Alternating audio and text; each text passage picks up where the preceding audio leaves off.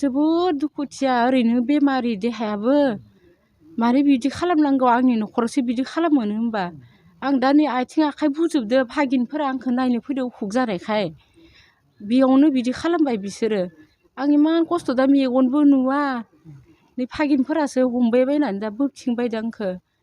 आरो आं दा गथ' सासे दङ बेबो क'क्राझार इउनिभारसिटियाव फरायना दंहैयो थाखा फैसाबो एसेबां आंखाल इमान खस्थ'सो फरायहोदोंमोन आं मेगनबो नुवा होमबा आंखौ मानो बिदि खालामहोनांगौ सिखावफोरा इमान दुखुथिया आं मेगनबो नुबावा बिथिं मेगन देहासो नायनोना आं गथ' गथायनि माबासो होनो आरो आं बे गारियाव फिसादो ससेबाबो आं गाखोना थाङोमोन बे गारियानो आंनि आथिं बायदिमोन मानो बिदि खालामनांगौ सिखावबाबो आं फिसा होगोन प्लिज मोनोबा आंखौ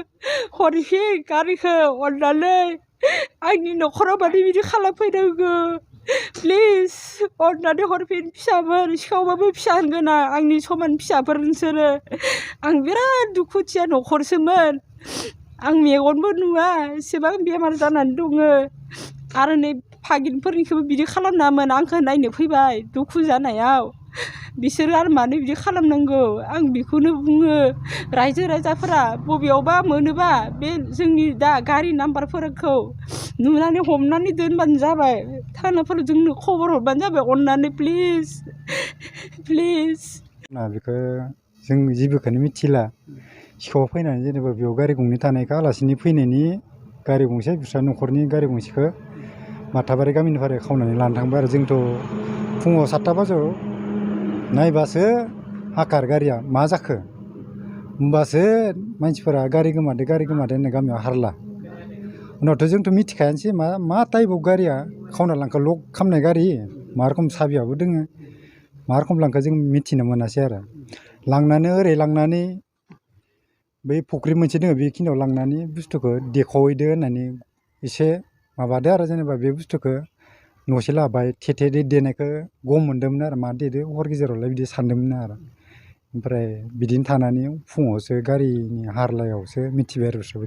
खिन्थानो मोनबाय आरो बेखिनिखौ नोंथांमोना सोरनिबा सायाव सन्देहफोर दङ नामा जोंहाथ' बिदि सन्देह गैया दा जों रावनियावबो जेनेबा बिदि जाथारि माबायानो नंखाय नङामोन ना बियो जेनेबा जाथावथारि माबामोन आरो बियो गामि वाइसआव बिदिथ' जोंनि गामियावबोथ' सिखावदो गैया दाउ सिखाव खावना जानायबाला बिसोरखौ सन्देह खालामनो हागौमोन जों बिदिबो गैया गामियाव बेनिखायनो जों खावलायदों सोरबाफोर जुदि लांमारदोंबोला माबा मोनसे हिंसा खालामना लांदोंबा बिथांमोना जुदि अननानै हरफिनबोला जों गोजोननाय थागौमोन आरो फैखांनानै थांनाय समाव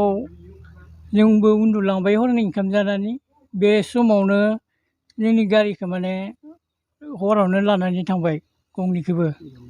बेखौ जों मारै लांखो जों पात्ताखौनो मोनासै जों सैमाबो मासे दङमोन खिन्थु बे सैमायाबो एसेबो सोंनो रोङासै बेखायनो गारिखौ लाना थांबाय गारिया बेसेबां बैसोनि गारिनि बैसोआ गंसेया 8 माह जादोंमोन आरो बेनिफ्राय गंसेया ओरै 1.5 बोसोर जाबायमोन 1.5 बोसोर आलासिनिया 8 माह जादोंमोन आरो दा बेखौ मोननो थाखाय नोंथाङा मा खालामबाय थादों दायो दा बेखौ मोननो थाखाय आं एसे माबायावबो पुलिसावफोरनोबो एसे इनफरमेसन जनायना दोनबाय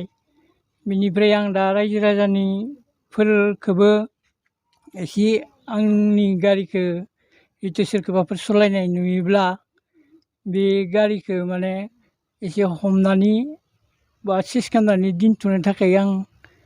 रायजो राजाखौ खावलायबाय गारिया सोरनि नामाव दंमोन गारिया आंनि फिसाज्लानि नामाव दङमोन फिसाज्लानि नामा बिबुंसार दैमारि